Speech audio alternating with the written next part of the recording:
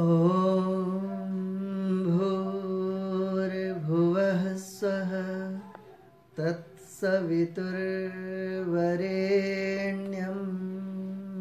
भर्गो देवस्य धीमहि धियो यो नः प्रचोदयात्।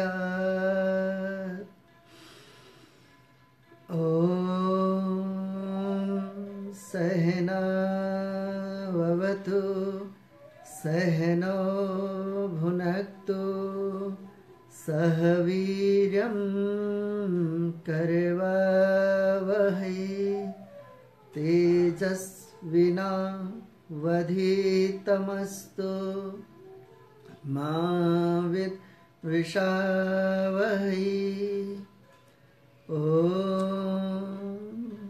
असतो मा सद्गमय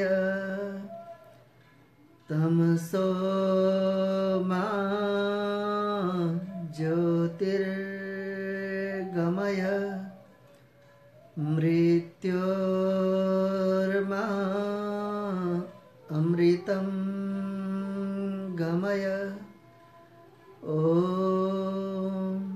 शान्तिः शान्तिः शान्तिः।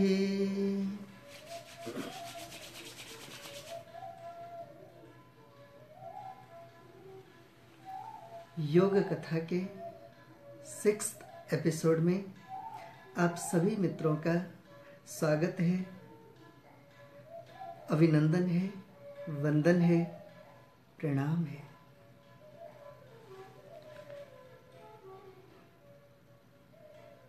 महाभारत के 18 पर्वों में से एक पर्व है भीष्म पर्व। उसी पर्व से संबद्ध अत्यंत प्रचलित और संभवतः भारतवर्ष का सर्वाधिक भाषाओं में अनुदित ग्रंथ श्रीमद् भगवद गीता,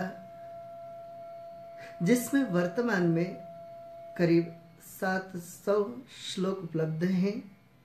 यद्यपि कहा जाता है कि प्रारंभ में इस ग्रंथ के अंदर मात्र 70 श्लोक ही मौजूद थे।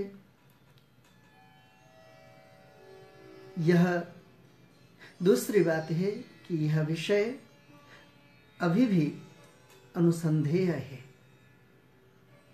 इस ग्रंथ के अंदर कहा गया है, नहि कश्चित् क्षणमपि जातु तिष्ठत्य कर्म कृत कार्यते ह्यवशः कर्म सर्वः प्रकृतिजैर्गुणैः।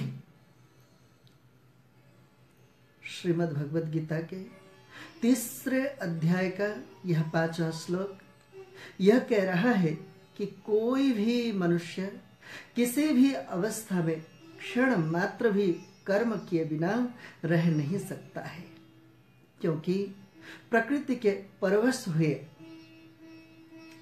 अर्थात सत्व रजस और तमस गुणों से परवश हुए सब प्राणियों से प्रकृति जन्य गुण कर्म करवाते हैं।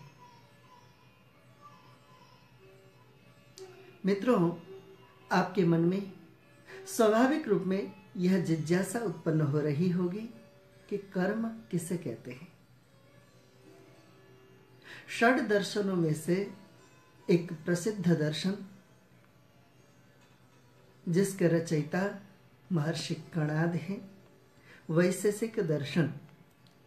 इस दर्शन से संबद्ध प्रमुख ग्रंथ वैशेषिक सूत्र के प्रथम आहनिक के 7वें सूत्र में कहा गया है कि उत्क्षेपणम अवक्षेपणम आकुंचनम प्रसारणम गमनमिति कर्माणि। अर्थात उत्क्षेपणम ऊपर को चेष्टा करना, अवक्षेपण नीचे को चेष्टा करना, आकुंचन संकोच करना, प्रसारण फैलाना, गमन, आना जाना, घूमना आदि, इनको संयुक्त रूप में कर्म कहा जाता है।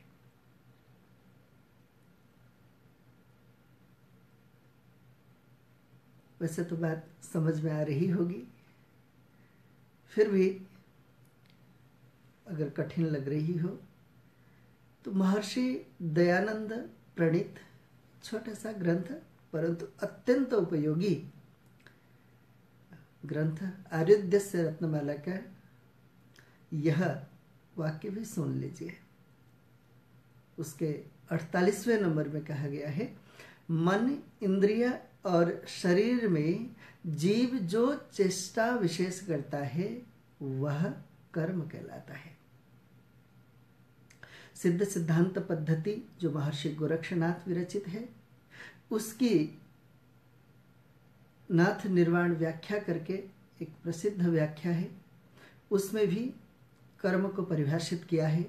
कहा है, कर्म स्वाभाविक प्रकृति रूपम, अर्थात स्वाभाविक प्रकृति रूप को कर्म कहते हैं। मित्रों, 3 गुणों में से किसी भी गुण के वशीभूत होकर हमसे जो कुछ भी हो जाता है वह कर्म कहलाता है।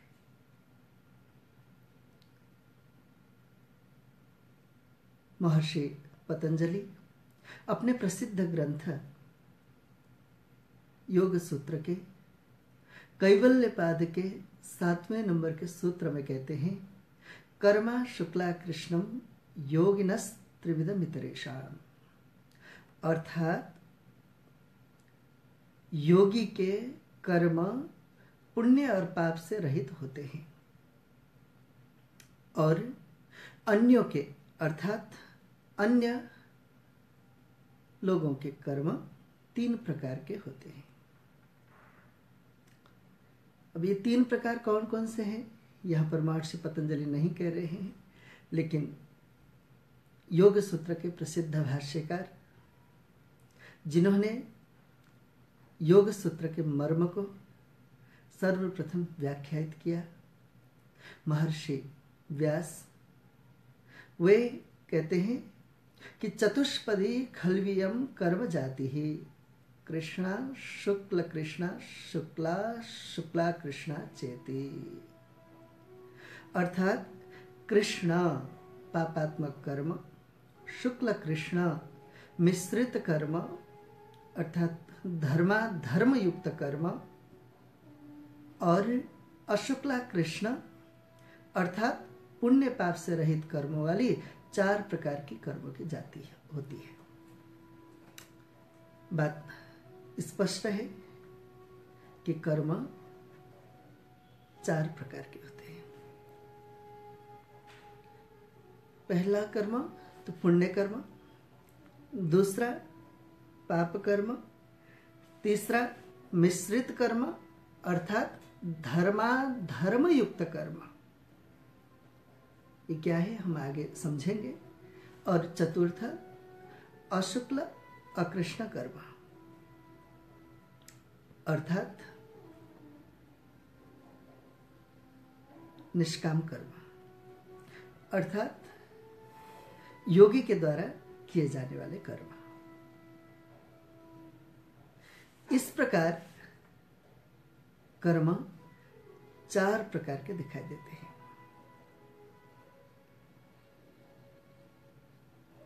इनमें से जो पापात्मक कर्म जाती है वह दुरात्माओं की होती है।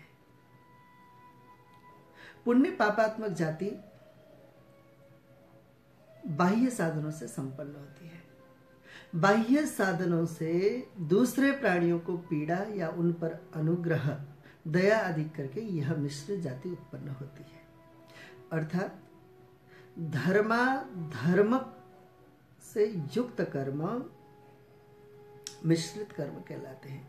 धर्म और अधर्म से युक्त कर्म। धर्म कहते हैं परोपकार को, दूसरों को फायदा पहुंचाने को, दूसरों को लाभ पहुंचाने को, और परापकार या अधर्म कहते हैं दूसरों को हानि, पीड़ा, कष्ट आदि पहुंचाने को।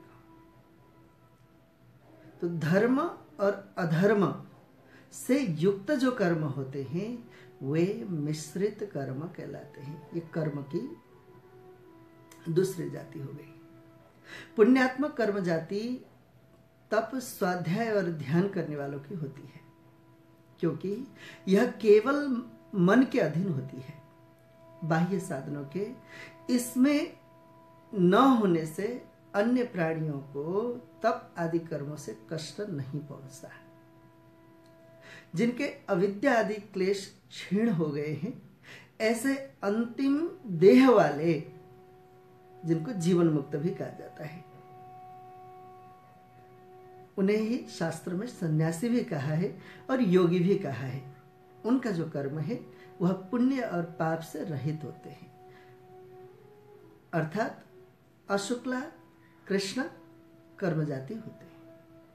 योगियों के कर्म निष्काम होते हैं, मैं पहले भी कह चुका हूं, अतः उनसे पाप पुण्य रूपी कर्माशय नहीं बनता, यानी कि उनका धर्माधर्म रूप संस्कार नहीं बनता, क्योंकि धर्माधर्म रूप संस्कार ही अंततोगत्वा व्यक्ति को जाति, आयु और भोग देता है।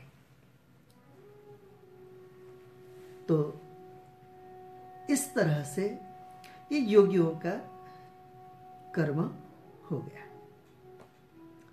यहां पर समझने वाली मुख्य बात यह है कि सामान्य लोग 3 प्रकार के कर्म करते हैं या उनसे 3 प्रकार के कर्म हो जाते हैं। कर्म का पहला प्रकार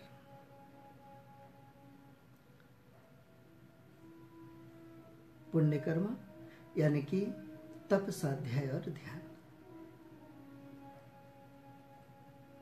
वैसे व्यवहार में दूसरों को लाभ पहुंचाने को पुण्य कर्म कहा जाता है, लेकिन योग में तप, स्वाध्याय और ध्यान को पुण्य कर्म कहा गया है।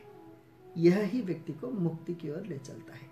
मुक्ति अर्थात काम, क्रोध, लोभ, मोह, मद मात्सर्य से मुक्त हो जाना, उससे रहित हो जाना, जीते जी उससे खाली हो जाना।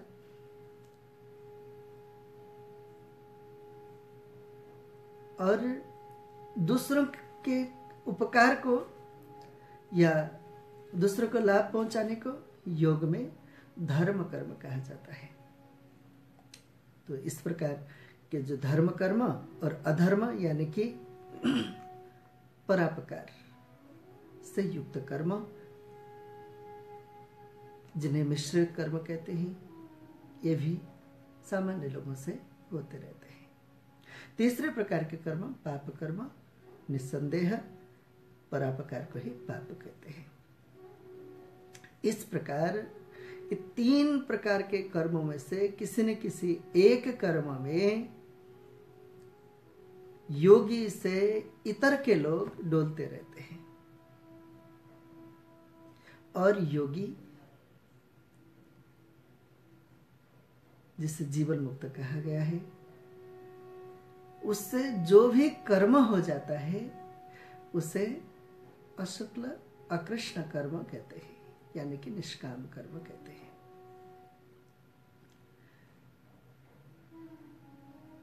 इस प्रकार महर्षि पतंजलि और महर्षि व्यास दोनों ने संयुक्त रूप में कर्म को 4 भागों में विभक्त किया। महर्षि पतंजलि एक अन्य स्थल पर कर्म को 3 भागों से भी वर्गीकृत कर देते हैं: कृत कर्म, कारित कर्म और अनुमोदित कर्म। कृत कर्म कहते हैं जो स्वयं के द्वारा किया जाता हो। कारित कर्म कहते हैं जो दूसरों से करवाया जाता हो। और अनुमोदित कर्म कहते हैं जो न तो खुद किया गया होता है, न किसी से कराया गया होता है, बल्कि जो भी व्यक्ति कर रहा है उसको अनुमोदित कर दिया जाता है। जो भी कर रहा है उसको बोलेंगे ठीक किया, अच्छा किया, ऐसा कह देंगे, या चुपचाप मतलब एकदम बैठ जाएंगे, मौनम स्वीकृतम।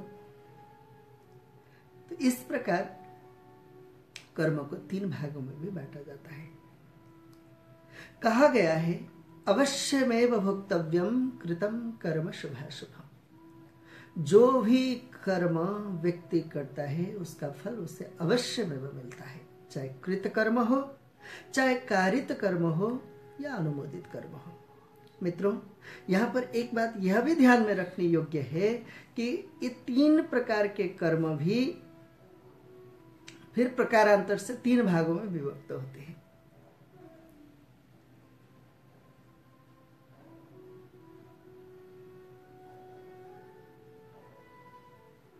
शारीरिक कर्म, मानसिक कर्म और वाचिक कर्म।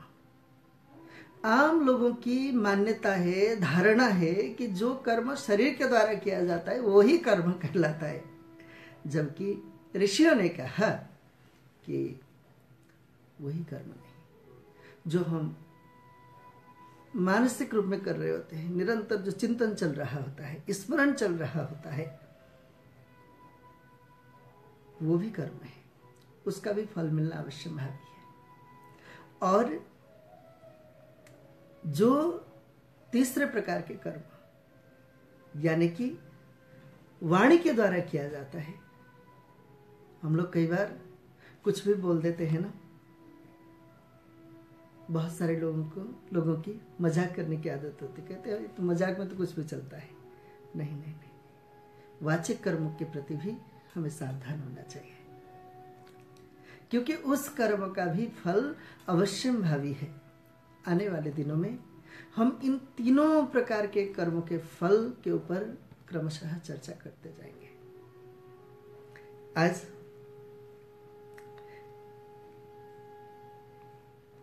अनुमोदित कर्म का फल किस प्रकार मिलता है, उसे हम एक कहानी के माध्यम से समझेंगे।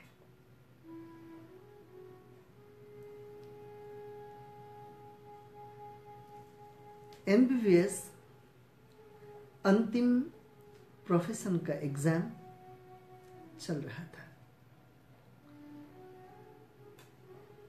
सभी विद्यार्थी प्रश्न पत्र का हल करने में लगे हुए थे। कक्षा निरीक्षक महोदय घूम रहे थे, आगे पीछे दायां बायां सर्वत्र। उतने में उनको पीछे से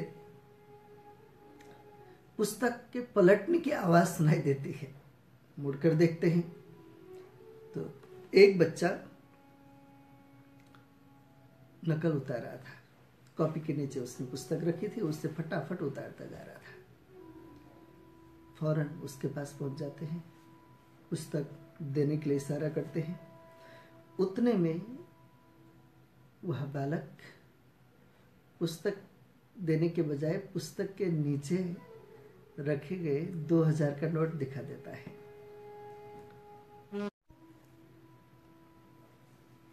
उस कक्षा पर्यवेक्षक के मन में लालच उत्पन्न हो जाता है और वह तुरंत उस रुपए को धीरे से पकड़ लेता है और उसे नकल करने के लिए छोड़ देता है और वहां से सरक जाता है। वह बालक फटाफट नकल करता है और बहुत अच्छे अंकों के साथ उत्तीर्ण भी हो जाता है।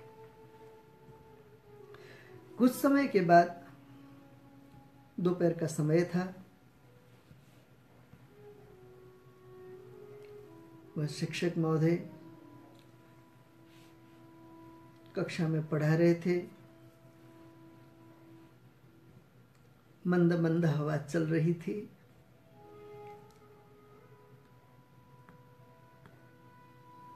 अचानक बाहर एकदम तूफान आने लगता है। उसी समय उनके पास कॉल आ जाता है। कहा जाता है कि आपके बेटे की एक्सीडेंट हो गई है, तुरंत हॉस्पिटल पहुंच जाइए। भागे भागे वे हॉस्पिटल पहुंच जाते हैं। अपने बेटे की स्थिति को देखकर अत्यंत भाव विभल हो जाते हैं, दुखी हो जाते हैं। डॉक्टर्स सलाह देते हैं कि कोई बात नहीं, इसका हम ऑपरेशन करेंगे और हम पूरा प्रयास करेंगे, संभवतः यह बालक जिंदा रहेगा। वे बड़े भारी मन से बच्चे को ऑपरेशन थिएटर में भेज देते हैं। सिग्नेचर भी कर देते हैं कि बच्चे को अगर कुछ भी हो जाता है तो उसके लिए जिम्मेदार मैं स्वयं रहूंगा। 1-2 घंटे बाद अंदर से कोई निकलता है, सूचना देता है कि सॉरी, हम आपके बच्चे को बचा नहीं सके। वो बहुत रोते हैं, बहुत रोते हैं, क्योंकि उनका एक लौता बेटा था। बहुत दुखी होते हैं। उतने में अंदर से कुछ और डॉक्टर्स, नर्स भी आते हैं और एक डॉक्टर उन्हें देख करके पहचानता है। तुरंत उनको कहता है कि सर आप यहाँ, आप कैसे? वो कहते हैं कि मैं आपको पहचान नहीं पा रहा हूँ। वो अपना परिचय देता है। 4 वर्ष पूर्व का वही बालक था जो कक्षा में नकल कर रहा था और जिसने उन्हें 2000 रुपये का नोट पकड़ाया था। तो वे कहते हैं कि तुम यहाँ? कहता है कि सर मैं अभी अभी ऑपरेशन थिएटर से बाहर निकल रहा हूँ। तो बहुत रोने लगते हैं, कहते कि वो मेरा ही बेटा था। बहुत रोते हैं, बहुत रोते हैं। उनको उस दिन की घटना याद आती है। मन ही मन सोचते हैं, काश उस दिन मैं इस व्यक्ति से 2000 रुपये लेकर इसे नकल करने के लिए छूट न देता, इसके बुरे कर्मों का अनुमोदन न करता, तो आज मेरा बालक संभवतः बच जाता। एक अयोग्य व्यक्ति के हाथ में अपने बेटे का जीवन